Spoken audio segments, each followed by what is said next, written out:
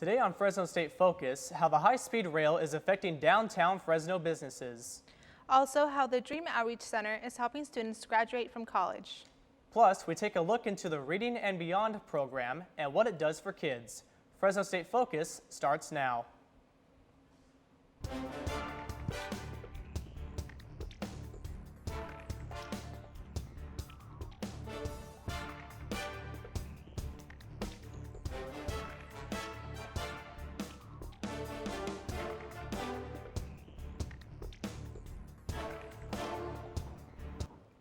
Hello and welcome to Fresno State Focus. I'm Brandon Gutierrez.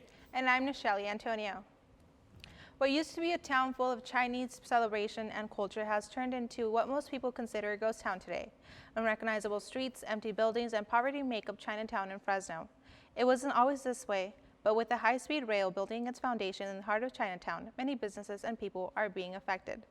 Reporter Justin Ballinger has more. Be Fresno's last Chinatown Chinese New Year parade. Last year, organizers worried high-speed rail construction would be the end of Chinatown festivities. But a year later, this Saturday, the parade will go on. California's high-speed rail is the first in the nation. The plan is to connect the main cities throughout the state of California. Proponents say high-speed rail will give California an economic boost because workers will be able to live in one area and work in another. But Kaleem Jabari says high-speed rail is just another way to marginalize the area. The Chinatown area has historically been like the hub of all, like the, so to speak, black people, you know, where everybody congregated down here, whereas the other side of the tracks has been a little marginalized to be the more affluent area, you know. Whether the high-speed rail truly will separate the different classes and races is undetermined. But one thing that has been determined already is the huge loss of business within the area. Central Fish Company manager Morgan Doizaki has seen his customers begin to trickle away. Some of our walk-in customers are disappointed that they don't get to go to Central Fish anymore. It's not as convenient. So by wiping out our customers, it definitely affected our business, and shutting down all these streets, you know, makes it very difficult to get into Chinatown. Many locals say high-speed rail is dividing their community, but others say the project will create jobs and help the environment. So what the high-speed rail would do is to help, I guess, mitigate that issue in the long run, to where we're not polluting their environment, and also providing an alternate mode of transportation for what should have been in the country a while back. Chinatown revitalization organizers who sponsor the parade say they are optimistic there will be a parade next year. Justin Ballinger, Fresno State Focus. The big question is whether there will be a parade this weekend, and it's not the high-speed rail that's the problem. Joining us this afternoon is Terry Dolph, Chief Engineer for CMAC, the Community Media Access Collaborative, who is televising the Chinatown Parade. Thanks for being here, Terry. My pleasure. So tell us about the Chinatown Chinese New Year Parade this upcoming weekend. Well, it's this Saturday. Starts about 10 a.m. in downtown Fresno, Chinatown. It's the 16th annual Chinese New Year Parade celebration. It's celebrating the Year of the Monkey, which is coming in. CMAC will be televising with a student crew from the Mass Communication and Journalism Department at Fresno State, giving them a chance to work a live remote truck. And it should be fun for everybody. If you haven't been to one of the parades, people should come out. So what can people expect different in this year's parade than previous ones? Oh, just bigger and better. There's going to be more booths selling food and crafts, and there'll be more dancers. There'll be more dragons dancing, and bands playing, and just jugglers and all sorts of fun type parade stuff. Now there seems to be a lot of participation from major corporations. How does this benefit the parade? Well, it gives the parade support, monetary support to put this on and continue. Like I said, this is the 16th annual Chinese parade, so they want to be doing it for many years to come, even with high-speed rail coming through the area. We've been talking with Terry Dolph, CMAC Chief Engineer. Thank you, Terry. Fighting for a dream can be hard, but not impossible. Reporter Alejandra Leon tells us about an engineering student who overcame many obstacles and graduated with a master's degree. DACA didn't exist when Jesus Rios graduated from Fresno State 6 years ago. He struggled to pay for school because he was undocumented and couldn't get financial aid. Now, Rios encourages others to support programs like the Dream Outreach Center. I was really sad that day. I couldn't believe that I couldn't work and exercise in my career, even for free. That was a depressing day. At the Dreamers event last week, Rios shared his story about overcoming obstacles and becoming an engineer. Every student has a story, and some of the students have dreams. The Dream Outreach Center here at Fresno State strives its best to make those dreams come true. There are more than 600 students at Fresno State who are undocumented. Raul Moreno sees many of them at the Dream Outreach Center. We also have a goal of developing a collaborative, building a support system so that the students can have professional mentors that they can go to so that they can introduce themselves into their career. Student Affairs Coordinator David Hembry says the Outreach Center makes it easier for students to balance work, family, and school. Well, it's really important for us to create a pathway to success for all students, specifically DREAM students that are undocumented. There are many dreams and barriers for undocumented students, but the hunger of learning and desire to succeed has given these DREAM students the strength to continue and earn a degree. Alejandra Leon, Fresno State Focus. With programs like the Dream Outreach Center, students who are undocumented will now be able to apply for scholarships and internships. Central Valley residents continue to keep an eye on the rapid spread of a Zika virus. The mosquito-driven virus has already caused severe birth defects to children in South America like Brazil. The virus has now made its way into the U.S. A few cases have appeared in California. While some Valley residents are not too concerned about the possibility of contracting the virus, they are still taking precautionary measures. Whenever we leave the house, we'll have bug spray and that sort of thing on us, try and keep them away. Residents are encouraged to dispose of standing water in their homes and, of course, have many cans of bug and mosquito repellent close by at all times. Now let's go to Janet Zaragoza with our entertainment report. Thanks, Nacheli. A special exhibition is taking place in the Henry Madden's Library Eclipse Gallery. It features the work of art Kirsten Salary, who was Turkish-Armenian child pornology. She faced many difficulties as a female minority artist after World War II in Turkey, yet she overcame that and produced more than 3,000 paintings during her career in Istanbul. Her work defined as a blend of Eastern Mysticism and Western Impressionism. With spring just around the corner, it's time to get ready for this season's trendy new looks. This year, Fashion Inc. presents the 6th annual Spring Fashion Show with collections inspired by works of art. This will be similar to some of the stuff that we have from someone's collection. With that, we have a lot of varied looks since each person chose their own inspiration. So you might see some things inspired by Cubism, some modern art, things like stained glass windows, and a wide variety like that. Butterflies. The show will take place next Saturday, March 12 at 6 o'clock in the Satellite Student Union. Students, faculty, and staff are free with ID and $5 for general public. This is one you don't want to miss. There will be an art showcase, dance performances, and much more. A comedy that would stood the test of time is in rehearsals right now in the Dennis and Shirley Woods Theater at Fresno State. Molière's Malpractice or Love's the Best Doctor opens March 11th. Professor Ruth Griffin is the director. The play was first presented to King Louis XIV in the year 1665. Dr. Griffin has made only a few changes to bring it up to date. Make sure to tune in next week for Joseph Castellan's behind-the-scenes look. Well, hard to believe, but it's already the Grad Fest. The home stretch event gets underway next Wednesday and Thursday, March 8th and 9th. That's where you will pick up your grad box with your cap and gown and another couple of surprises inside.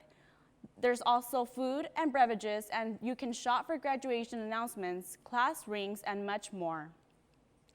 The Oscars were full of excitement as the Academy recognized actors, the filmmakers, but the spotlight was on Leonardo DiCaprio as he finally received his first Oscar for his performance in The Revenant. I had the opportunity to attend the Oscar after show with Live, Kelly, and Michael. Let's take a look at a mini overview of what went on during the show. The show started with a live interview with Brie Larson, who won an Oscar for Best Actress for Room. Next, we got to enjoy a live performance from Andy Grammer with Dancing with the Stars. And an exciting part was seeing Fifth Harmony perform their new single, Work From Home, that will come out May 20th. That's it for entertainment news. Now back to Nachelle and Brandon. Thanks, Janet. Coming up on Fresno State Focus. Find out why one Valley High School program has a 95% success rate when it comes to sending graduates to college. Success.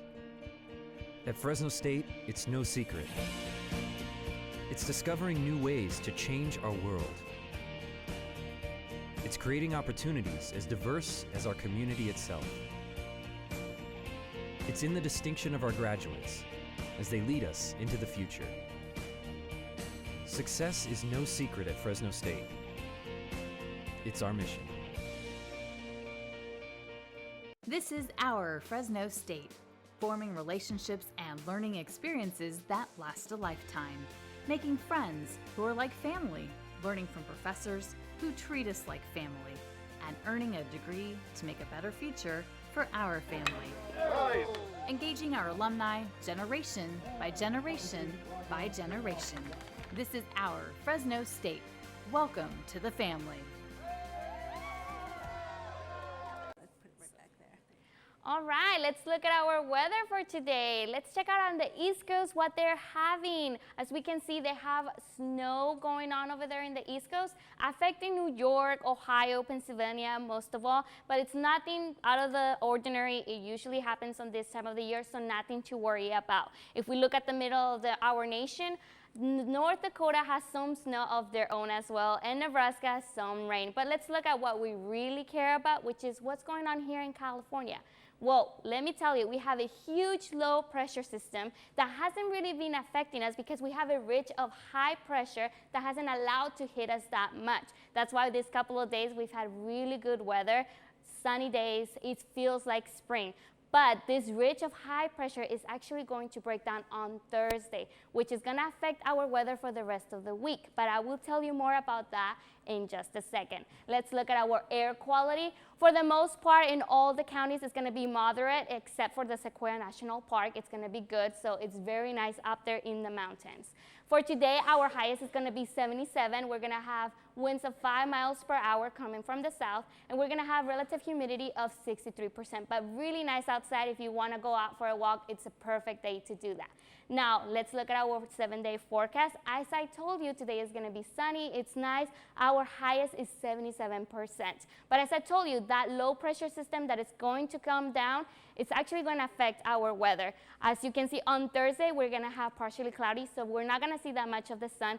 And our weekend, yes, as you can see, we're going to have some rain coming up. So I hope you haven't put your umbrellas away because you're going to need them. On Friday, 71. On Saturday, 70. And Sunday, we're going to have 63. So we're going to drop down. So I hope you have a sweater or something to put on. Starting our work week, we're going to have some showers. On Monday, we're going to go into the 63%. And Tuesday, as you can see, more showers. We have a really high chance of getting more showers. So we're going to drop down to the 60s. That's it from me for weather. Let's go back to Brandon and Nachelle. The results from Super Tuesday are in, and with the main presidential candidates earning important wins throughout the country, the race for the presidency is heating up. Joining us now is Fresno State political science professor Lisa Bryant. Lisa, thank you for joining us today. Thank you for having me. So can you explain what Super Tuesday is and its significance? Sure. So Super Tuesday is the day of the year when a large number of states have primaries or caucuses. So yesterday we had 10 states with primaries, a few states with caucuses. And what happens is when primaries take place before March 15th, then the delegates get proportionally distributed to the candidates. After March 15th, it can be a winner take all. So states like to front load those primaries so that their delegates get distributed proportionally across the candidates. So it really can be a day where, you know, big winners means that it really sort of pushes you more towards being the confirmed candidate for the presidential nomination from your party. Based on the results, who do you think has the overall support from Fresno? Fresnoans haven't voted yet, so it's really hard to know. I think that young people in Fresno are very energetic in terms of supporting Bernie Sanders, and he's actually getting a lot of support here.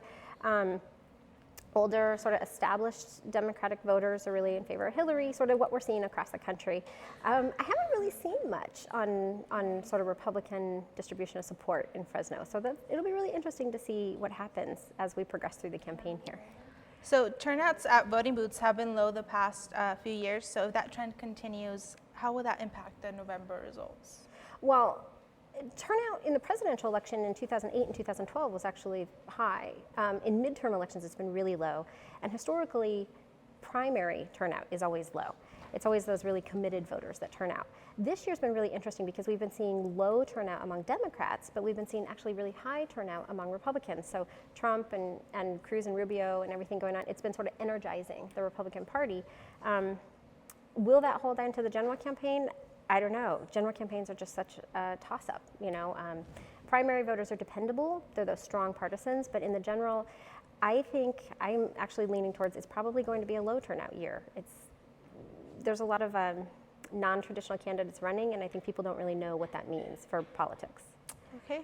So that was political science professor Lisa Bryant talking to us today about the impact of Super Tuesday. Thank you for being here. Thank you for having me. A program that started a little over a decade ago with the hopes of providing kids with next-level education is flourishing at its all-time high.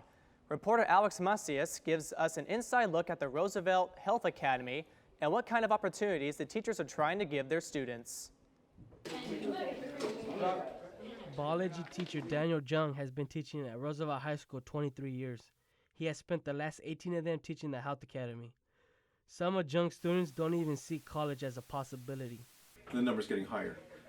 Probably 90 to 93% this ballpark of our students are really underprivileged, which you would consider at-risk students. Roosevelt High School is known for its ties to performance of the arts, dance, and soccer pedigree, having captured 6 soccer championships. What most people don't know is that inside the classroom like this, there's a program where more than 95% of their kids go on to college. Students like Brian Rosales, who's a senior in the academy and plans on attending Fresno State to be a surgeon, feels that some of the students don't give enough effort in their studies. They do what they want to do and they make their choices, and mainly because how they got raised and how they didn't get independence from their family. Robert Ramirez is the director for the Health Academy, and he's a history teacher. Ramirez has been in charge of the academy for the past 2 years, and the most satisfying part for him is seeing his kids bond with each other, seeing the effort they put into what they are learning, and finally seeing that hard work pay off in the long run. Because where we just kind of bond, enjoy each other's company. And then after that, they have to earn points in order to take a trip. So it's through GPA, attendance, and the participation in activities. His ultimate goal, he says, is to send his kids off to college and for them to experience something that they've never experienced before. To really get the kids out of the city, to let them see there's much more out there that they can be a part of. And as they get older and they get into their careers, those are the things they can do. So we try to expose them to the world around them. The Roosevelt Health Academy are looking to start an ENT program with the American Ambulance. The program will start looking for candidates at the end of this semester. Alex Macias, Fresno State Focus. Coming up in sports, find out who were chosen players of the week from our Fresno State Bulldogs. Plus, we have an exclusive interview with the Valley Champions coach, Juan Magana, and his 2 former captains. Stay tuned for sports with Cecilia Murillo. I got the Bulldog spirit up in my head. Up in my head. Up in my head. I got that Bulldog spirit. Up in my head.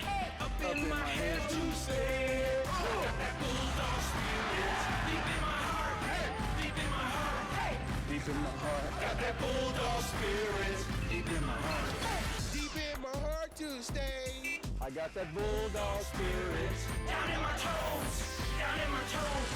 Down in my toes. I got that Bulldog spirit. Down in my toes. Hey. Down in my toes to stay.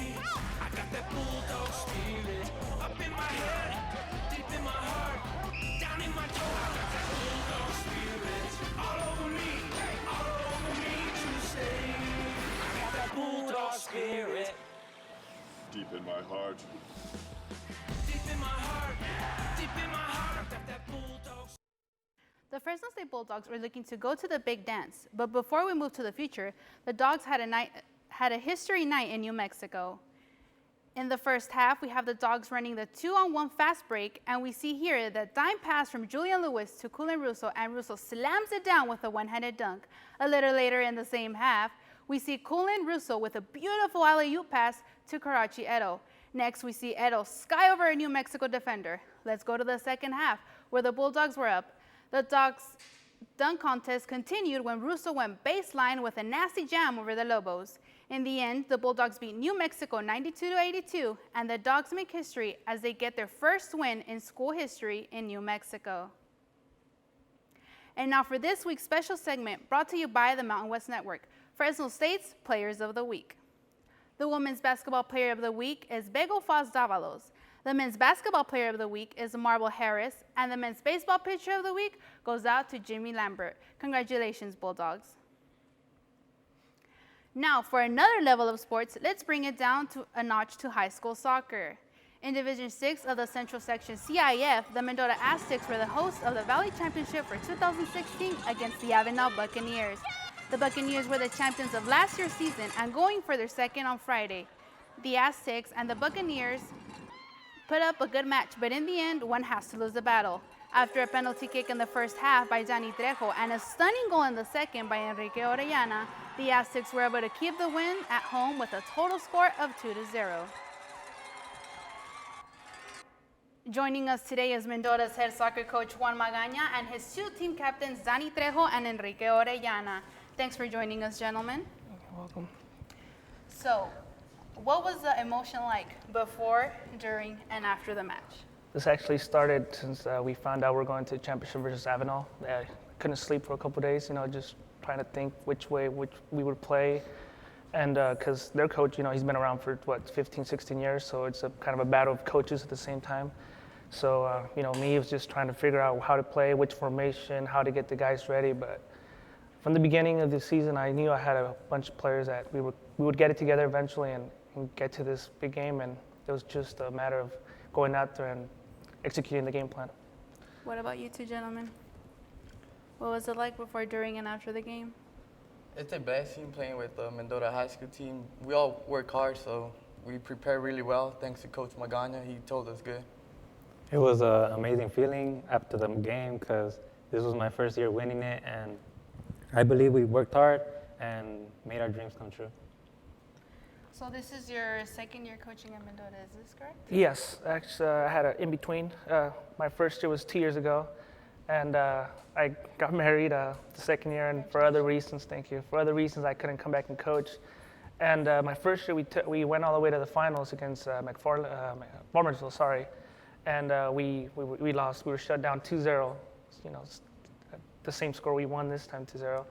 And the second year, I couldn't come back. The kids had another coach, and this year that I came back, they had no coach. So they reached out to me, asking me to come back and coach. And I'm married and work, and they have other responsibilities. But spoke to my wife. She was, gave me the go. And that's the main reason I came back. And you know what? It was a great story, man. I knew it right when I came back. I told them, let's finish what we started, and we did it. So now we're champions. Where is your soccer career going, or where do you guys plan on going with your soccer career after high school? Well, this is my last year, senior year, and I'm gonna be attending Fresno City, and from there, I'm gonna join their soccer team and keep going, see where it will get me. What about you, Danny? For me, I'm still a junior. I'm leaving my options open to see where I could go. Right now, I'm focusing on just getting better and see where next year, see what I could do. And what about you? Now that the season is over, where is your coaching career headed? Oh, hopefully just getting started. Second year as a coach, so hopefully you can go to more championships and keep winning more. May I add though that my player Danny Trejo, he actually already been he's being looked at by multiple schools. Fresno Pacific already offered him a full ride as a junior, so he's a really, really good player, and hopefully he improves this for next year and he gets more options out there for school. We have been talking with former Valley champions, the Mendota Aztecs. Congratulations once again to you guys. And now back to Nichelle. How much can a few hours with a tutor help a student? you might be surprised that it can not only help a student academically, but also personally. Reporter Miriam Perez has a story.